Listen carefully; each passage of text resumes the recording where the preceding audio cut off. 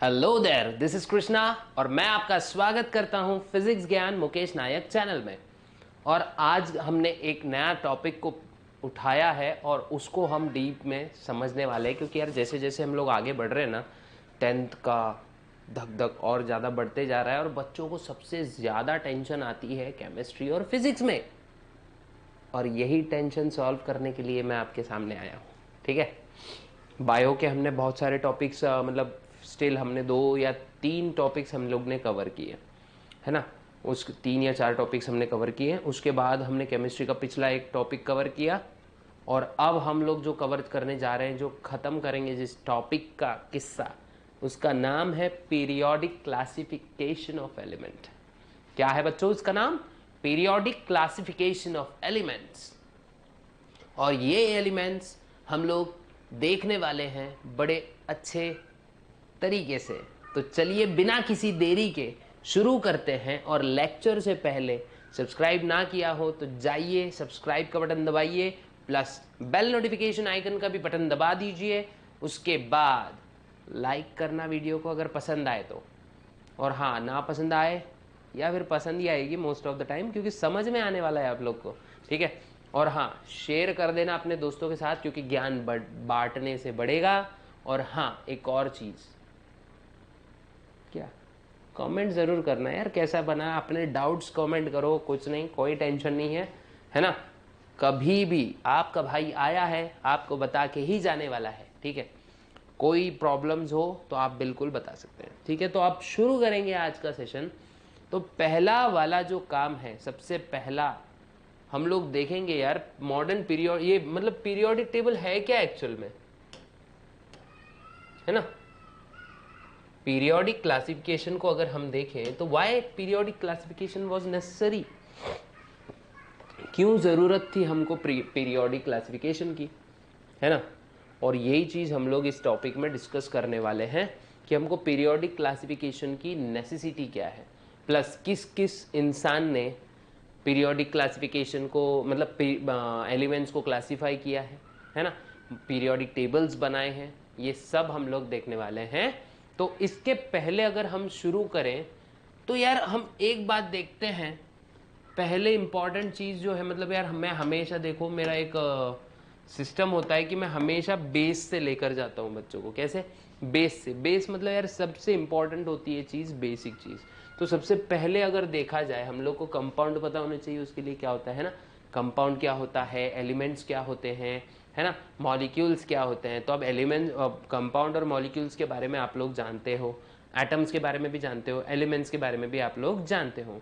तो अपना सबसे फर्स्ट अगर टॉपिक देखा जाए कि भाई एक एलिमेंट होता क्या है ना। एक एलिमेंट देखो प्योर फॉर्म होता है मैटर का, है ना, ऐसा देखते हैं हम लोग। Element is the pure form of matter and all the atoms of that particular pure form shows same properties. अगर अगर मैं बोलूं, मान लेते हैं ऑक्सीजन एक एलिमेंट है, ये भले ऑक्सीजन का मॉलिक्यूल हो, लेकिन ऑक्सीजन इससे अगर ऑक्सीजन को तोड़ दिया तो वो कुछ और किसी और चीज में कन्वर्ट नहीं होगा, वो कन्वर्ट होगा किस में? ऑक्सीजन में ही रहेगा वो। मतलब उसको और हम डिवाइड नहीं कर सकते। अब तुम बोलोगे सर सर डिवाइड तो कर सकते हैं ना, ऑक्सीजन के एटम को हम लोग क्या कर सकते हैं, डिवाइड कर सकते हैं इलेक्ट्रॉन प्रोटॉन न्यूट्रॉन में। लेकिन बच्चों, ऑक्सीजन का एटम जब इलेक्ट्रॉन प्रोटॉन न्यूट्रॉन में डिवाइड हो जाएगा तो उसको कोई प्रॉपर्टी नहीं रहेगा, वो डिस्ट्रॉय हो जाएगा वो एटम, है ना। लेकिन अगर उन सबको मैं अगर ना डिवाइड करूं और सिर्फ ऑक्सीजन का एक एटम ही रहने दूं, तो वो एटम भी सेम ऑक्सीजन की ही प्रॉपर्टी शो करने वाला है। ठीक है, तो ऐसा कोई भी, सिंपल एक याद रखो, एलिमेंट जो है ये मैटर का प्योर फॉर्म होता है ना, जिसके आगे हम उसको डिवाइड नहीं कर सकते। अगर मैंने O2 को डिवाइड किया तो क्या नाइट्रोजन बन जाएगा क्या? O2 को तोड़ने के बाद 2 ऑक्सीजन क्या नाइट्रोजन की प्रॉपर्टी शो करेंगे क्या? नहीं, उसको डिवाइड करने के बाद भी वो दूसरी प्रॉपर्टी शो नहीं करेगा। और इसी को हम क्या कहते हैं बच्चों? इसी को हम कहते हैं एलिमेंट। ओके, तो अब इन्हीं एलिमेंट्स को क्लासिफाई करने के लिए सबसे पहले धुरंधर आए थे मैदान जंग में, जिसका नाम था डॉब्राइनर्स या डॉब्रेनियर डॉब्राइनर स्ट्राइड बोलते हैं इसको हम लोग, क्या बोलेंगे बच्चों, है ना, डॉब्राइनर स्ट्राइड। क्या था इसकी स्पेलिंग्स में आपको प्रॉब्लम्स हो सकती हैं, लेकिन हाँ देखो मेरे को भी एक थोड़ी सी प्रॉब्लम है, यहाँ ई आना चाहिए था, है ना, डॉब्राइनर स्ट्राइड, डॉबराइनर स्ट्राइड। ओके, अब ये बंदे ने क्या किया था पता है क्या, ये जो मतलब बंदा नहीं बोलेंगे यार, बदले मतलब अपने लोगों को नॉलेज दिया, थोड़ी तो रिस्पेक्ट बनती है, थोड़ी नहीं बहुत ज़्यादा रिस्पेक्ट बनती है। तो देखो डॉब्राइनर स्ट्राइड इन्होंने क्या किया था पता है क्या, एलिमेंट्स को उन्होंने क्या किए थे बच्चों, arranged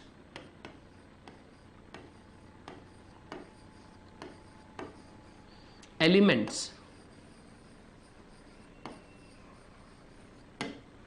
in a group of 3,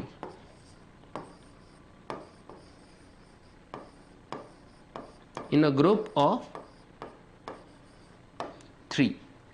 अब इसी 3 ग्रुप के अरेंजमेंट को उन्होंने नाम दे दिया नोन एज, इसी को उन्होंने नाम क्या दिया बच्चों, ट्रायड। क्या नाम दिया उन्होंने,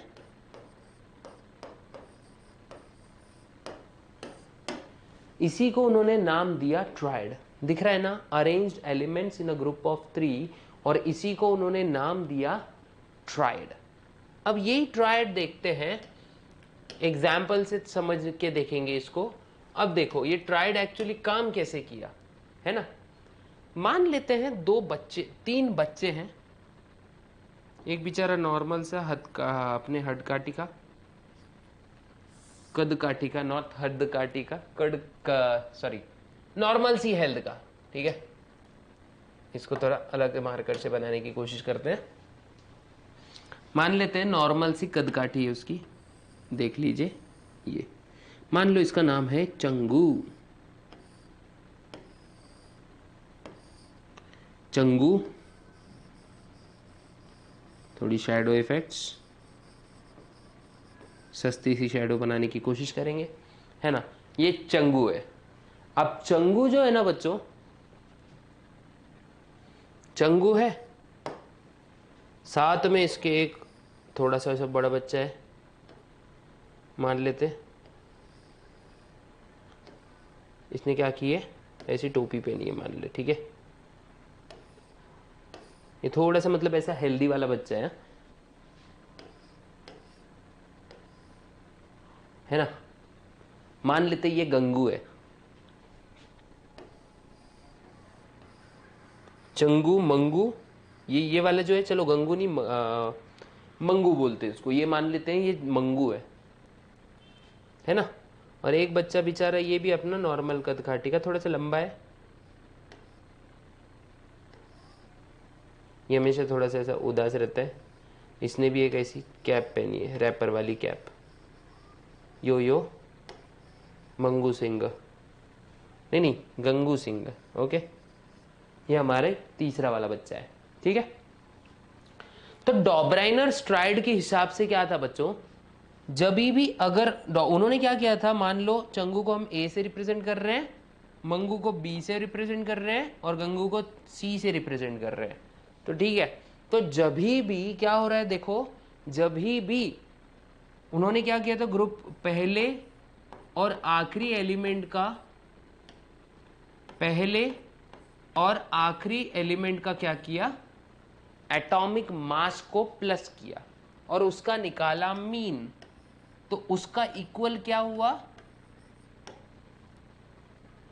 मिडल एलिमेंट का मास। मतलब जो भी वो आंसर आता था ना, तो वो मिडल एलिमेंट का मास आता था। तो इसी से पता चला, नहीं मतलब इसी से उनको क्या पता चला कि अगर हम फर्स्ट और थर्ड एलिमेंट का, अगर मैं ये एक मिनट आपको मैं बता देता हूँ, यहाँ पे रख देता हूँ इसको ताकि आपको व्यू अच्छा मिलेगा।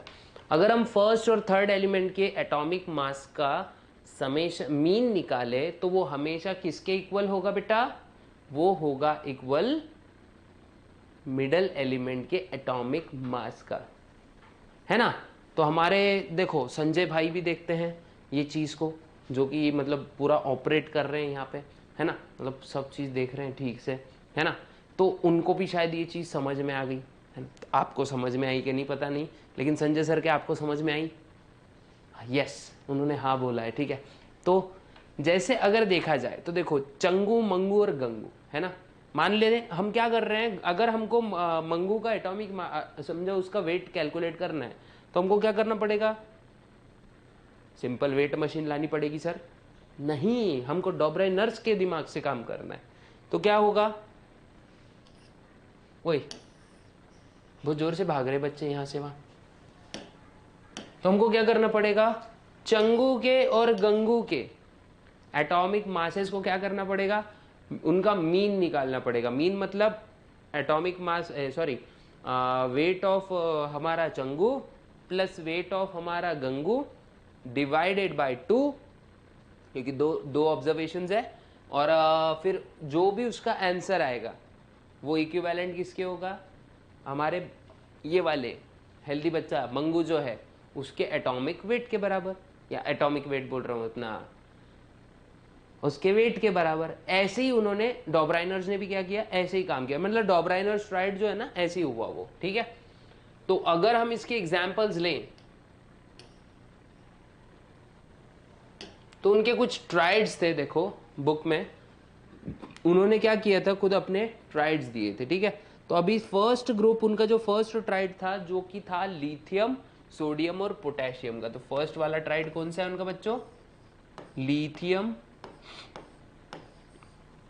Sodium, potassium. अच्छा, लिथियम का Li तो ठीक है, सोडियम का SO क्यों नहीं है, पोटेशियम का PO क्यों नहीं है? कमेंट बॉक्स में बताना। वैसे तो ये एग्जाम के बाद, एग्जाम्पल के बाद मैं आप लोग को बताने वाला हूं कि क्या होता है, ठीक है।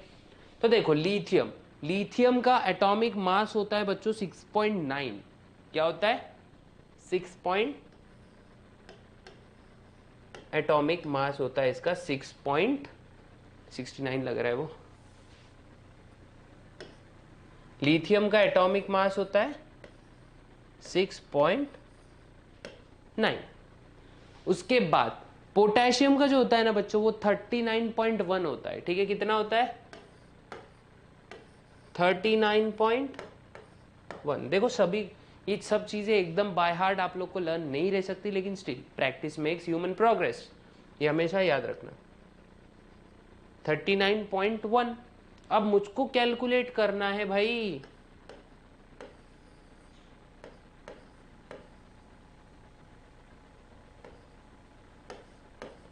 मेरे सोडियम का मास कितना होगा, ठीक है। सोडियम का मास कितना, तो ये कैसे कैलकुलेट करेंगे हम लोग बच्चों? ऐसे देखो, mass of sodium according to, देखो हाँ, mass of sodium equals to, ये किसके बराबर है बच्चों? मास ऑफ सोडियम बोले तो अकॉर्डिंग टू डॉबराइनर्स क्या करना पड़ेगा? 6.9 प्लस 39.1 डिवाइड बाय क्या करना पड़ेगा? 2 करना पड़ेगा। तो अगर मैं बोलूं 6.9 प्लस 39.1 कितना होता है? 9 प्लस 1 होता है, देखो 0 पॉइंट लगा दो, और ये होता है कितना? 6, और ये हो जाए 15, 15 का 1 कैरी 1 होता है आंसर 4, 45 डिवाइडेड बाय 2। अब 45 डिवाइड बाय 2 करेंगे तो क्या आंसर आ सकता है हमारा? क्या आ सकता है बच्चों? एक मिनट हाँ।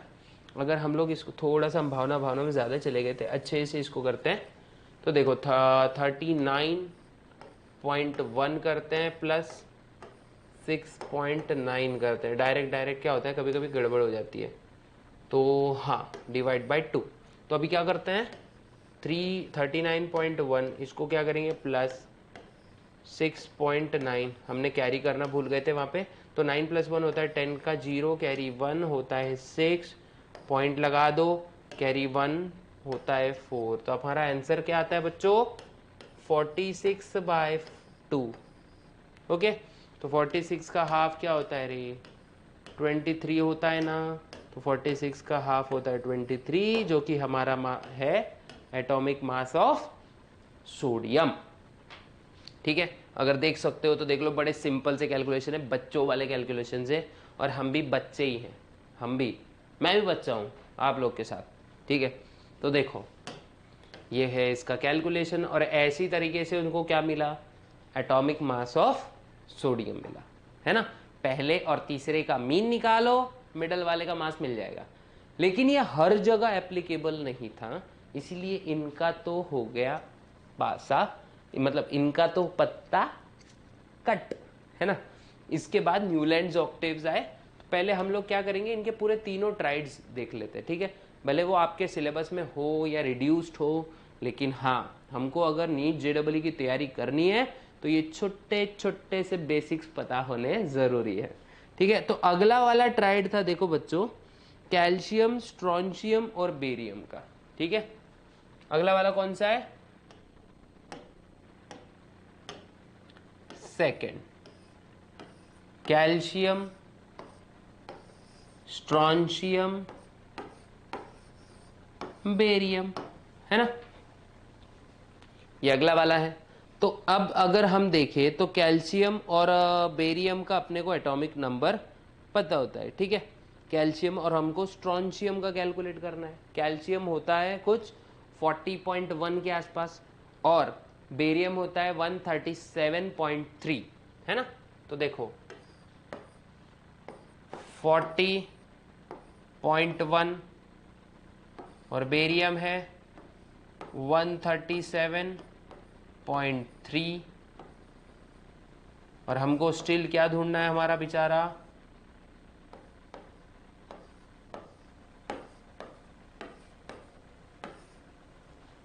स्ट्रोंशियम का क्या है ना, ये हमको देखना है कि नहीं। तो सेम वही करेंगे हम लोग।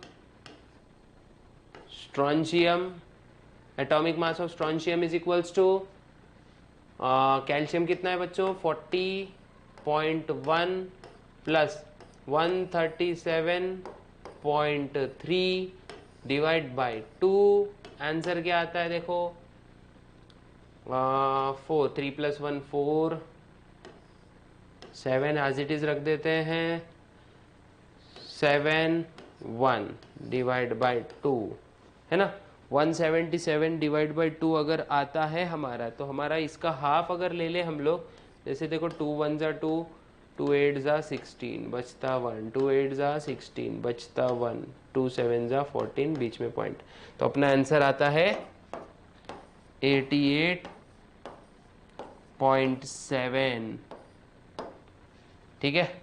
और इसका अप्रोक्स क्या था, जब एक्चुअल मास मिला तो एक्चुअल मास उसका मिला 88.6 के आसपास, ठीक है। अगर आपको ये क्वेश्चन कॉपी करना है तो आप लोग पॉज करके बिल्कुल, वैसे तो आपके टेक्स्ट बुक्स में ही सब अवेलेबल होता है, ठीक है।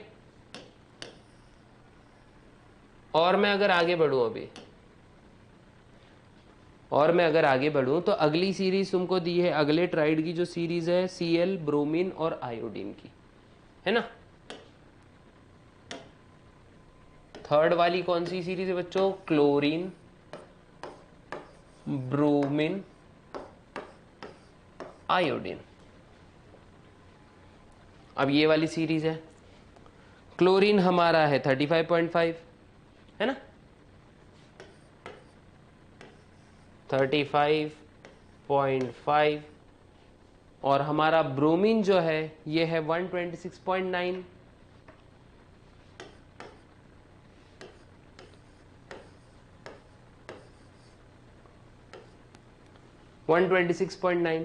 तो अब मेरे को एक बात बताओ, इसका कितना होना चाहिए था, ठीक है। तो इसका क्या होगा, यही अपना bromine equals to 35.5 plus 126.9 divide by 2, okay. और क्या होगा, 5 + 9 कितना होने वाला है बच्चों, 5 + 9 होता है 16, 5 + 9 होता है 14, कैरी 1, 5 + 6 होता है 11, 11 + 1 12, 12 कैरी 1, 3 + 2 5 + 1 6, और ये 1 एज इट इज, ओके।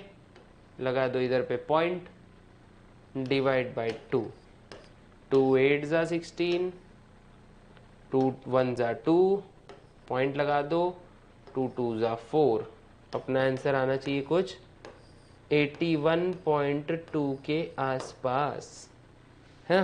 तो 81.2 और एक्चुअल मास बाद में जब पता चला तो ये जो एक्चुअल मास था उसका तो वो था 79 पॉइंट समथिंग, ब्रोमीन का 79 पॉइंट, अगर आपके बुक के हिसाब से 80 के आसपास था, जब समझो 79.9 के आसपास, ठीक है। और ये है हमारा डॉब्राइनर्स ट्रायल। होप सो आप लोग को ये चीज़ समझ में आई होगी, है ना। अब अगला जो था ना बच्चों, वो आए न्यूलैंड्स बाबा। न्यूलैंड बाबा की जय। Newlands law of octaves. हमारा नेक्स्ट वाला कौन सा धुरंधर आया था इंसान, उसका नाम था न्यूलैंड्स।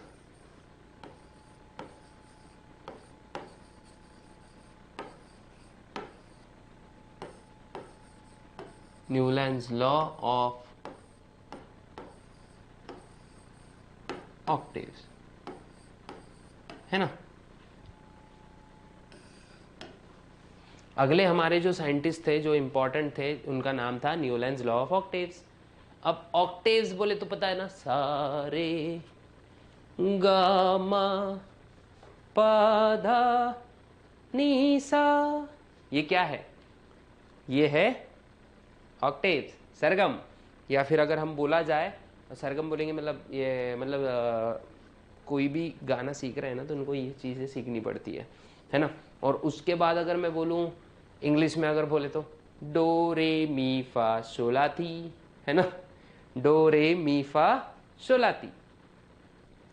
तो ये है अपने इंग्लिश वाले सरगम, है ना। तो इन्होंने भी क्या किया बताएगा, क्यों ना यार चलो सरगम सरगम खेले।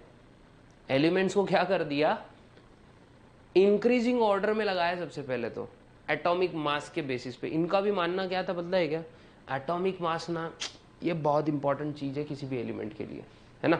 इनका मानना क्या था, एटॉमिक मास ये बहुत फंडामेंटल प्रॉपर्टी होती है, यानी जितनी भी एलिमेंट की प्रॉपर्टीज होती है ना, सब डिपेंडेंट किस पे होती है, एटॉमिक मास पे।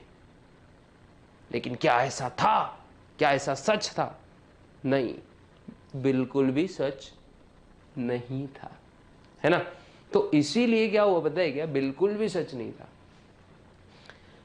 लेकिन इन लोगों के पीरियोडिक टेबल इसीलिए फेल जाते थे, लेकिन स्टिल इन्होंने एक सोच तैयार की उस समय, जहां सोच वहां केमिस्ट्री, है ना। तो यही सोच में तैयार करते करते क्या किया इन्होंने, न्यूलैंड्स लॉ ऑफ ऑक्टेव्स बना दिया। अब मतलब इन्होंने बनाए, ये महाशय ने बनाए हमारे, ठीक है। तो इन्होंने क्या किया, arranged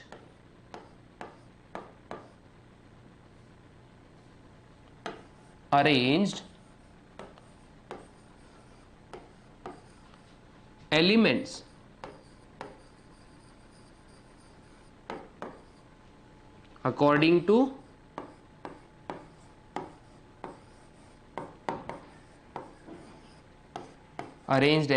according to increasing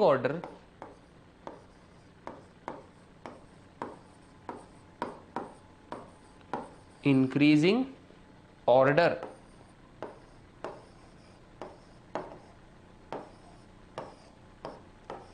of their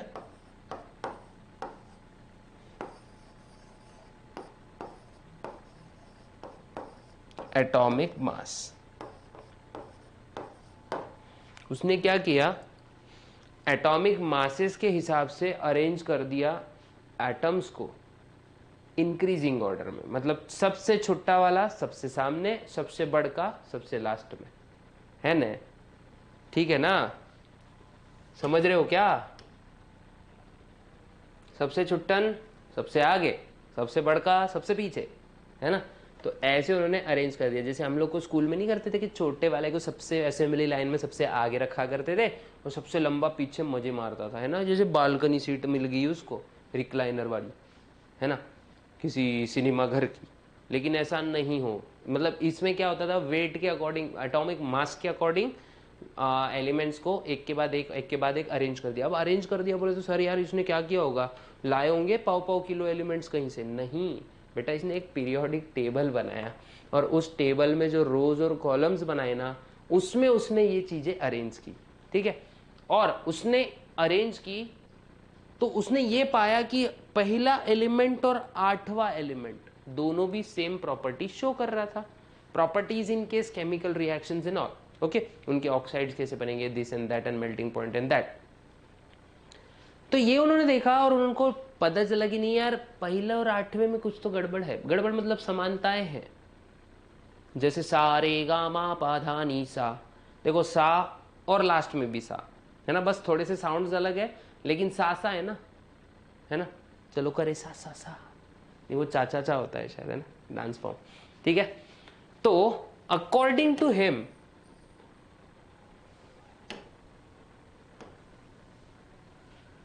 according to increasing order of their atomic mass, and he observed that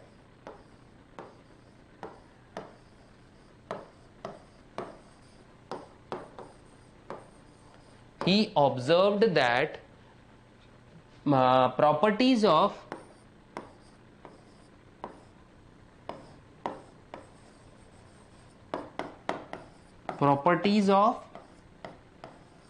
every 8th element. कितवा एलिमेंट बच्चों, देखो यहां ध्यान रखो, 8th एलिमेंट,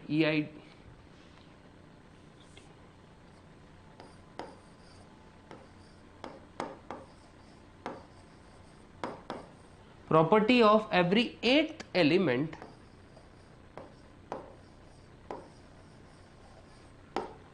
resembled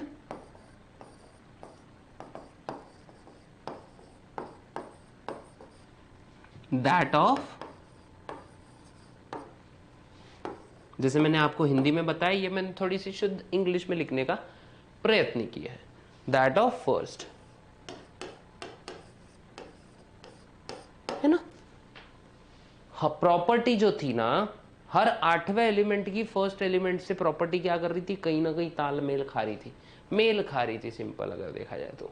ठीक है, तो इसीलिए उसने इसको नाम दे दिया ऑक्टेव्स, क्योंकि देखो ना, सारे गामा पाधा निसा के जैसा था ना, सा और सा, फर्स्ट सा और लास्ट सा दोनों सेम साउंड करते हैं ना, मतलब भले इनका पिच ऊपर नीचे हो सकता है, सा रे गामा प द नी सा सा सा, देखो अलग अलग ना, है कि नहीं। तो यही है, पिच भले ऊपर नीचे लेकिन साउंड कैसे कर रहे हैं, सा सा सा सा सा, है कि नहीं।